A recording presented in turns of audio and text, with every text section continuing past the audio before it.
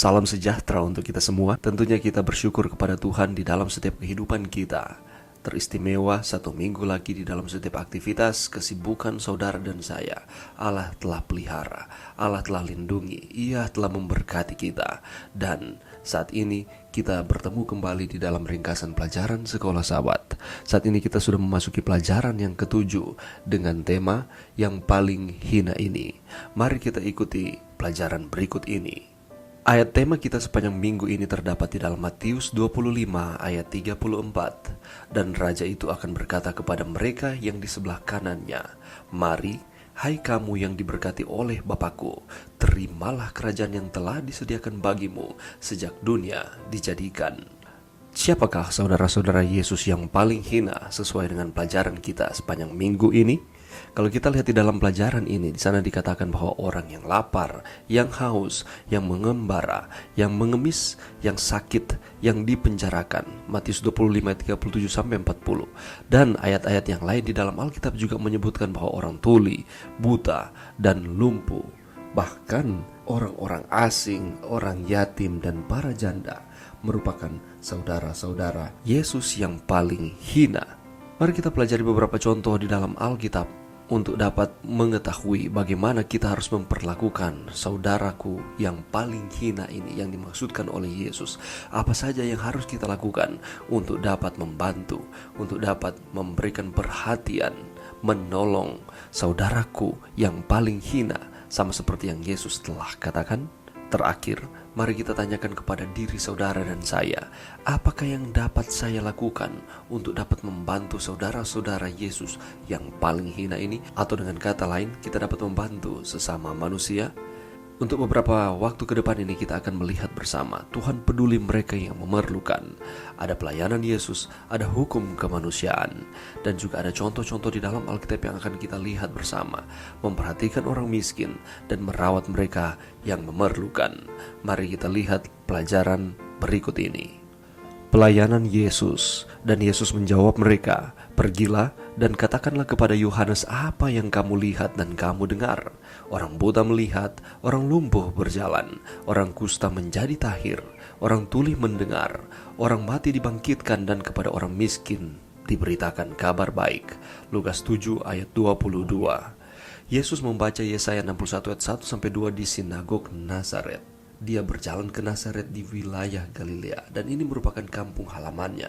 Dan ketika dia membaca di dalam ayat ini, bagian ini adalah definisi dari pelayanan Mesias. Yesus memperlakukan mereka yang memerlukan dengan sangat berbeda dari cara mereka biasanya diperlakukan pada waktu itu.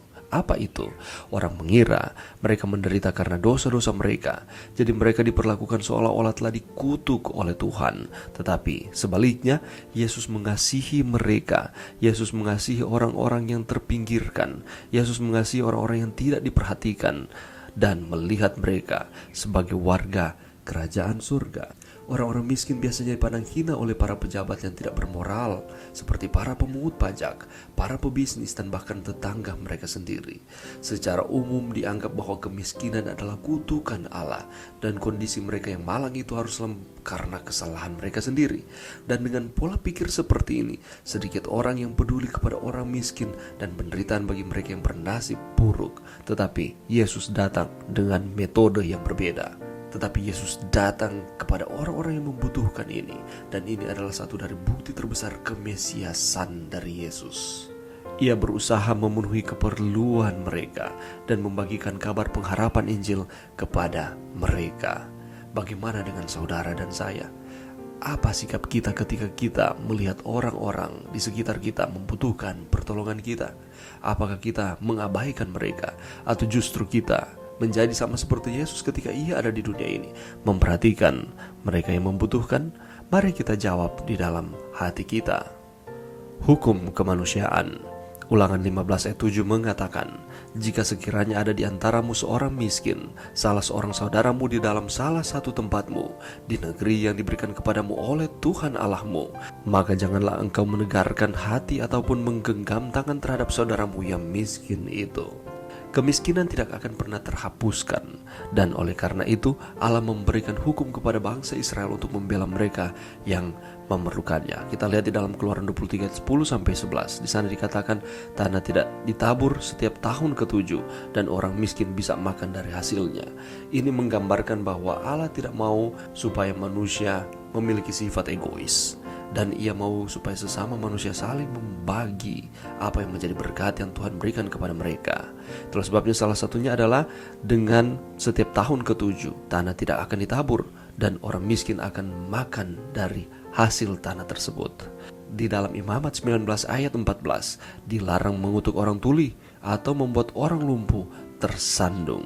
Di dalam Imamat 23:22 bagian dari panen tahunan harus ditinggalkan untuk mereka yang memerlukan. Dan ini menggambarkan bahwa Allah ingin mengajarkan kepada bangsa Israel pada waktu itu. Demikian pula implementasinya bagi kita, bahwa tidak mementingkan diri, tetapi baik bangsa Israel maupun kita saat ini harus memperhatikan mereka yang membutuhkan pertolongan.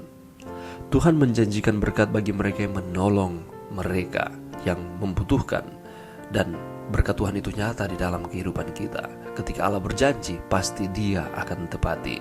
Kasih Tuhan bagi mereka yang memerlukan merupakan inspirasi bagi kita. Bagaimana mungkin kita tidak mengasihi dan memperhatikan mereka yang memerlukan? Mari kita memperhatikan sesama manusia. Firman Tuhan mengatakan, kasihlah sesamamu manusia seperti dirimu sendiri. Dan ini merupakan hukum yang diberikan Allah kepada kita. Memperhatikan orang miskin. Lukas 18 ayat 22 dan Lukas 19 ayat 8. Jualah segala yang kau miliki dan bagi-bagikanlah itu kepada orang-orang miskin. Setengah dari milikku akan kuberikan kepada orang miskin. Kalau kita melihat ada persamaan antara kisah orang muda yang kaya dan kisah Sakeus. Cara mereka memperlakukan orang miskin mencerminkan hati mereka dan hubungan mereka dengan Yesus. Kita tidak memiliki informasi yang cukup tentang orang muda yang kaya selain bahwa dia masih muda, pemimpin, dan kaya. Dan kita memiliki informasi mengenai siapa Sakeus ini. Sakeus adalah seorang pemungut cukai dan dia memperoleh kekayaan dengan cara merampas harta dari orang lain. Oleh karena dia adalah pemungut cukai. Mari kita lihat persamaannya. Keduanya kaya, keduanya ingin bertemu Yesus, keduanya merindukan hidup yang kekal. Tetapi kalau kita lihat ada perbedaannya, yakni kalau kita lihat orang muda yang kaya, Yesus memintanya untuk memberikan kepada orang miskin. Dan Sakeus, dia rela menawarkan untuk memberikan kepada orang miskin. Orang muda yang kaya, dia harus memberikan segalanya. Sakeus, dia harus memberikan setengah dari kekayaannya. Orang muda yang kaya pada akhirnya dia menolak Yesus. Sakeus dia menerima Yesus. Yesus menjadi sedih karena keserakahannya akan uang, dan ini yang dialami oleh orang muda yang kaya. Dan Sakeus, Yesus senang karena ia telah menerima keselamatan. Ada di posisi manakah kita saat ini? Yesus menerima sikap dari Sakeus sebagai ekspresi dari pengalaman pertobatan sejati. Sedangkan orang muda yang kaya, dia tidak rela untuk memberikan segalanya untuk Yesus, dan dia menyesal dan meninggalkan Yesus. Pelajaran dari orang muda yang kaya adalah uang tidak dapat membeli kedamaian dan kebahagiaan. Tetapi sama seperti dengan Sakeus, ketika dia tidak berfokus hanya kepada kekayaannya, maka dia akan hidup damai di dalam Tuhan karena keselamatan yang Tuhan berikan kepadanya. Karena fokus utamanya adalah Yesus sebagai sumber keselamatan. Bagaimana dengan kita? Memperhatikan mereka yang memerlukan. Ayub 1 ayat 8 mengatakan, lalu bertanyalah Tuhan kepada iblis, apakah engkau memperhatikan hambaku Ayub? Sebab tiada seorang pun di bumi seperti dia, yang demikian saleh dan jujur, yang takut akan Allah dan menjauhi kejahatan.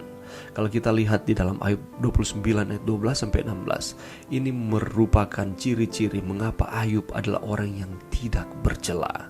Aku menyelamatkan orang miskin yang menangis minta tolong, dan membantu anak yatim yang tidak memiliki siapapun. Orang yang sekarat memberkati aku, atau Ayub di sini. Aku membuat hati janda itu bernyanyi.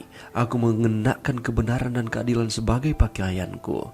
Aku menjadi mata bagi orang buta dan kaki bagi orang lumpuh.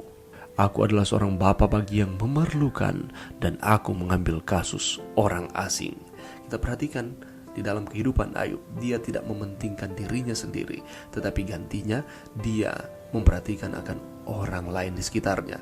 Karena kita tahu bersama bahwa walaupun Ayub ini di sana dikatakan orang yang dekat dengan Tuhan, dia adalah orang saleh, jujur, tetapi dia diizinkan Tuhan mengalami masalah, tantangan di dalam kehidupannya, bahkan sakit penyakit hingga pada tubuhnya. Tetapi gantinya dia hanya fokus terhadap dirinya sendiri. Justru ayat-ayat ini jelas menyatakan apa yang telah dilakukan Ayub kepada sesama manusia. Firman Tuhan mengatakan, jangan menunggu mereka untuk menarik perhatianmu terhadap kebutuhan-kebutuhan mereka. Siapa mereka di sini adalah orang-orang yang membutuhkan pertolongan. Bertindaklah seperti Ayub, perkara yang dia tahu tidak dicarinya. Pergilah mencari dan pelajari apa yang dibutuhkan serta bagaimana cara terbaik menyediakannya. Testimonies for the Church, Jilid 5, halaman 151. Mari kita tidak hanya mementingkan akan kepentingan kita secara pribadi, tetapi mari kita mengimplementasikan apa yang difirmankan Tuhan di dalam kehidupan kita. Kasihilah Tuhan Allahmu, kasihilah sesamamu manusia seperti dirimu sendiri. Allah mengasihi kita. Dia telah melakukan segala sesuatu untuk kita. Itulah sebabnya sebagai ucapan syukur rasa terima kasih kita atas segala sesuatu yang telah diberikan Allah, mari kita peduli kepada sesama manusia seperti kepada diri kita sendiri. Mari berdoa. Terima kasih Tuhan atas firman-Mu pada sepanjang minggu ini. Bantu kami Tuhan untuk kami peka, kami peduli, kami mengasihi sesama kami seperti kami mengasihi diri kami sendiri. Oleh karena Allah telah terlebih dahulu mengasihi kami. Ini doa kami Tuhan, di dalam nama Yesus. Amin.